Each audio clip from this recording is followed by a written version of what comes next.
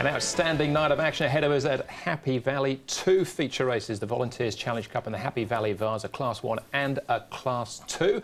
Very warm welcome to Racing to Win. I'm Andrew Lejeune and I'm joined here in the studio by Paul Lally, our form analyst, and race caller Brett Davis as well. And Brett, the stars will be out. We've got a really nice bunch of horses going around. They will be, Andrew, and we'll have clear skies, and literally they will be out. But some good horses on show there at the Valley. C+3 for the rail.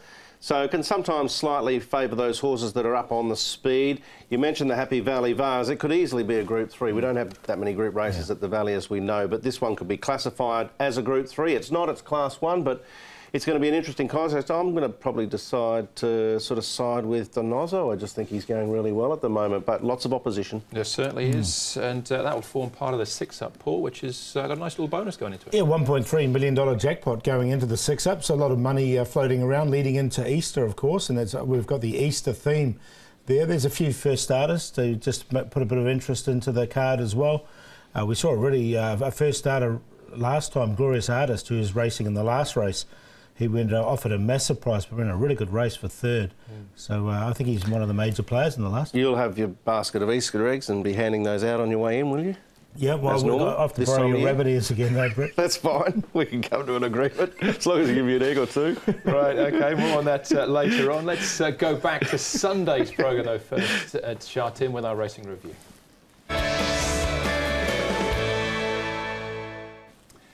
The 18 Districts Cup was the feature race. That went to Agree from the front under Tommy Berry. We're going to look at the second last race, though, race number 9. And it wasn't necessarily a match race between Simply Brilliant and Easy Go, Easy Win, but the two of them squared up here for the last 400. Yeah, they did, and they were obviously the two favourites. Easy Go, Easy Win was the early favourite. Simply Brilliant took all the money late and ended up taking the prize as well. At this stage, there was sort of 3 still going for it. Citron Spirit was still hanging in there, but Simply Brilliant, he's been going very well. You know, his worst run in Hong Kong is a third, and he's been up against some good horses in hindsight, like Conte, Ping Hai Star and stuff. So really good run, and he's franked the form there. His win prior to that win there was sensational, so I wasn't surprised to see him actually get the better of Easy Go, Easy Win, who's a talented horse himself, but he's still doing a few things wrong. You could see him running about a bit in the stretch there. Yeah, he's wobbling and not really running in a straight line, but he's young. He's the 3-year-old. Simply Brilliant's the 4-year-old. The positive for both is that they're really nice horses heading in the right direction for Hong Kong racing. I thought Citron Spirit was game. I'd sort of written him off and sort of suggested he'd probably be on his mark, but he stuck to his guns, wasn't beaten far at all. Eastern Express had to carry all the weight. He finished 4th, but they're the two to head forward, and obviously a 5-timer for Zach Burton, equalling his best afternoon at the track. Yeah, it was a super afternoon, wasn't it? With Simply Brilliant getting 6 ratings points, but the other, he won all 3 dirt races on the programme. And the other one being Baltic Whisper down the straight, who was very impressive. He got 12. Yeah, he won most impressive. He did miss the start, had excuses last time, did everything right. And Zach Burton can win on a rocking chair the way things are going at the moment, can't he? But he went up 12, Baltic Whisper, the other 2 big ones. Refined Treasure, most impressive once again.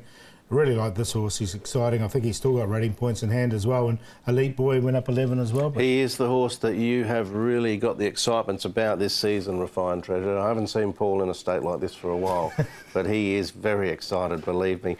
Speaking of rocking chair, Zach might be in one of those at the moment because he's on suspension now. He is. So he sits out Wednesday night's programme. All right, have you got another horse you can get excited about for us, Paul? Yeah, we'll find a nice Class 5 horse for you on the all-weather. So we have found one.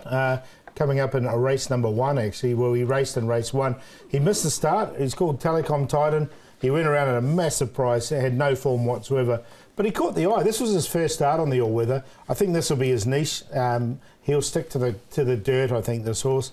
And I like the way he finished off the race. Hit the line very nicely indeed. And all the winners, as you mentioned, I mean, Zach rode all 3, but they all came from the front. You can just see him poking through in those predominant yellow colours now and finish off the race really nicely for a good 5th, I thought. So I thought it was a good run from him. All right, he was first up, Telecom Titan. We're going down the straight with you, Brett. We are, Andrew, yeah, and we're going to have a look at, obviously, Pearly Treasure finishing behind the horse that Paul has touted as being potentially Class 1 and maybe even a group horse, and I'm not going to disagree with him. Refined Treasure, the winner's very smart, which makes me suggest that the horse that runs second's done a pretty good job. Pearly Treasure, just his 4th start. He chased gamely here. There was a fast time recorded. The gap back to 3rd was Liverbird Star, who was a big price on the day. You take the winner out of it, Pearly Treasure's given them a bit of a blasting, and he would have put up a reasonable time too. So I think that's a sign of a horse that's worth following as well, because the form line behind him is strong. All right, that's Pearly Treasure. Champort for me in the final event on Sunday's programme. He's just having his first start, and I think he's just had a few little kneeling problems, which has sort of delayed his racecourse debut here in Hong Kong. Trained by Darren Weir in Australia, he was a winner as a 2-year-old over 1,400 metres. This is 1,400 metres as well. It may well be in time he gets a little bit further. Of course, was the odds-on favourite Raging Storm who gets rolled. It's a great performance from the front here by Bobo, but Champort, Regency Bobo, I thought he stuck on quite well. So a first effort here, I could certainly see an improvement from him. And of course, that was Dylan Moe winning there, getting his claim reduced down to £5 now. Yeah, a Poon. Poon, sorry. Yeah, Matthew Poon. Yeah. You were onto him last Wednesday night too, Andrew Champort. You mentioned him when we looked at the entries that he'd be one to follow, and he ran well, very well first up. Yeah, the reason I'm thinking Dylan Moe is because he's sitting out Wednesday night's programme. We'll get to that in a second and the reason why. But well, Sam Clipperton actually got a couple of days for that ride on Champort, 18th to 22nd and 25,000. And from Happy Valley, the week before, Vincent Ho and Derek Leong picked up a couple of days as well, 8th to 12th and 11th to the 16th. Now, Dylan Moe, unfortunately, took a fall at the trials on Tuesday morning on Owner's Delight. Neil Callan was brought down as well, but he's OK. But Dylan won't be riding at Wednesday night, so these are replacements. He had 8 rides as well. Happy Century, Golden Sleep, Split of a Second, E-Super, and a couple of live chances as well. You can see the replacements there. Double Valentine, Happy Baby, Bold Stitch, and 10 Flames in the last. So hopefully we'll get an update on Dylan and when he will return, but he's not in action on Wednesday. And these are the horses out. Speedy Wally gets a start now in race number 2, replacing Sea Pearl. And in race number 3, My Honey starts. Matthew Chadwick in a steady saddle at the expense of Coeur Vallon. So we're right up to speeds as we head into Wednesday night's programme, which is meeting number 59 of the season, C+3 course, 8 races, of course, on the turf. Start off with a Class 5, it's over the 1650, headed by Vara Pearl, who's run up on his first start in Class 5 last time out behind Flying Noble. Kwai Chung Brothers runner-up at Sha Tin over a mile last time out. Golden Kid, third over the 2,000 metres, takes a drop-in trip this time. Agial, the 10-year-old, still going strong. Jolly Amber, runner-up course and distance, 2 starts back. Matthew Poon, of course, now down to 5 on Cash Courier. And Happy Century, the jockey change there. Matthew Chadwick now on board for Dylan Moe. Potential leader here is either Gobi Storm, Kwai Chung Brothers from the 12 can roll forward, and Cheers Conqueror with blinkers on for the first time, actually led in a recent trial. So they're the 3 that could potentially dispute the lead. Kwai Chung Brothers will have to work a bit to get across into that position. Jolly Amber might get the 1-1, Tawny 3 back the fence. So you wouldn't think they'd go overly quick. I think Gobi Storm will eventually take it up. Tawny is coming back to Happy Valley. His 2 best runs have been at Happy Valley. He has been trying the all-weather and also Sha Tin. So interesting recruit back to Happy Valley. He's well rated now.